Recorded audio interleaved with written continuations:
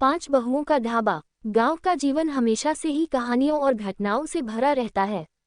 एक ऐसा ही गांव था सुखपुर।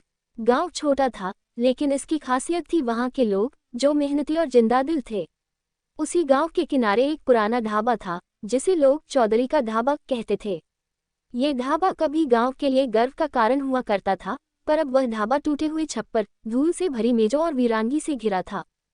चौधरी परिवार का ये ढाबा कभी पूरे जिले में प्रसिद्ध था। चौधरी जी के 5 बेटे थे और उनकी शादी भी गांव की सबसे सुघड़ लड़कियों से हुई थी। लेकिन जैसे जैसे चौधरी जी बूढ़े हुए, बेटे अपने अपने काम में लग गए और ढाबा धीरे धीरे वीरान हो गया। कहानी की शुरुआत। एक दिन गांव की पंचायत में एक चर्चा छिड़ी। गांव के मुखिया ने कहा, हमारे सुखपुर में अब बाहर के लोग आना पसंद नहीं करते। एक समय था जब चौधरी का ढाबा लोगों को खींच लाता था। अब कुछ करना होगा।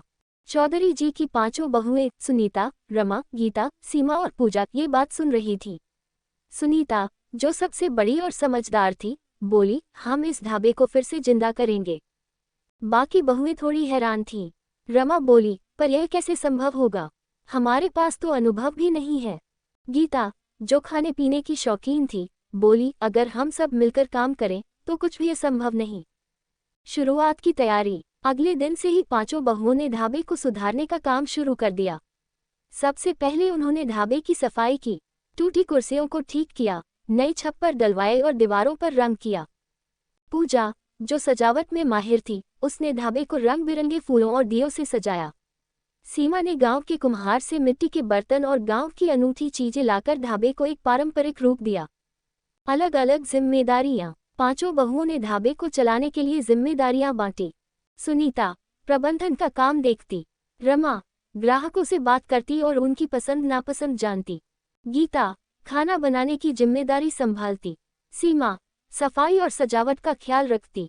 पूजा, प्रचार प्रसार करती और गांव के लोगों को ढाबे तक खींच लाती। खाने की खासियत। गीता ने अपनी माँ और दादी से सीखी पारंपरिक रेसिपी का उपयोग करना शुरू किया। उसने मक्खन मलाई लस्सी, सरसों का साग, मक्के की रोटी और गुड़ वाली जलेबी जैसे स्वादिष्ट व्यंजन बनाए। ये खाना गांव की मिट्टी की खुशबू और प्यार से भरा हुआ था। धीरे धीरे ढाबे की चर्चा पास के गांवों में भी फैलने लगी। लोग वहां के खाने और माहौल की तारीफ करने लगे। नई मुश्किलें। जैसे जैसे ढाबे की प्रसिद्धि बढ़ने लगी, वैसे वैसे नई चुनौतियां भी सामने आने लगी। कुछ गांव वाले, जो ईर्ष्या करते थे, उन्होंने अफवाहें फैलानी शुरू कर दी कि ढाबे का खाना ताजगी से नहीं बनता। सुनीता ने बहुओं से कहा, हमें इस समस्या का सामना करना होगा। अगर हम ईमानदारी और मेहनत से काम करते रहेंगे तो ये अफवाहें खुद ही खत्म हो जाएंगी। पूजा ने सोशल मीडिया का सहारा लिया और ढाबे के खाने और वहां के माहौल की तस्वीरें पोस्ट करनी शुरू कर दी। लोगों ने तस्वीरों को देखा और सच्चाई समझी। गांव का गर्व। कुछ ही महीनों में 5 बहुओं का ढाबा जिले का सबसे प्रसिद्ध ढाबा बन गया। लोग दूर दूर से वहां खाना खाने आते थे। हर कोई कहता, ये सिर्फ ढाबा नहीं है, ये गांव की आत्मा है। गांव की महिलाएं, जो पहले घर की चारदीवारी में बंधी रहती थीं, उन्होंने भी 5 बहुओं से प्रेरणा ली। उन्होंने छोटे छोटे व्यवसाय शुरू किए, जैसे सिलाई कढ़ाई, अचार बनाना और हस्तशिल्प। एक बड़ा निर्णय। एक दिन शहर से एक बड़ा व्यवसाय आया।